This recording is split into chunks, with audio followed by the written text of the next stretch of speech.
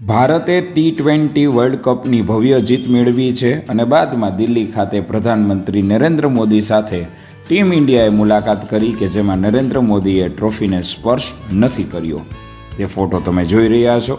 Coach Dravida અને captain રોહિતે એક એક હાથે ટ્રોફી પકડી છે અને પ્રધાનમંત્રી નરેન્દ્ર મોદીએ ફોટો માટે પોઝ આપતા બંનેનો હાથ પકડ્યો છે।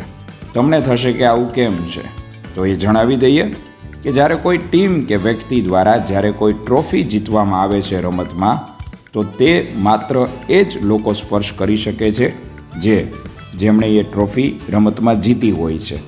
એટલે વડાપ્રધાન નરેન્દ્ર મોદીએ T20 વર્લ્ડ કપની ટ્રોફી સ્પર્શ નથી કરી, માત્ર ફોટાનો પોઝ ટ્રોફી સાથે આપ્યો છે।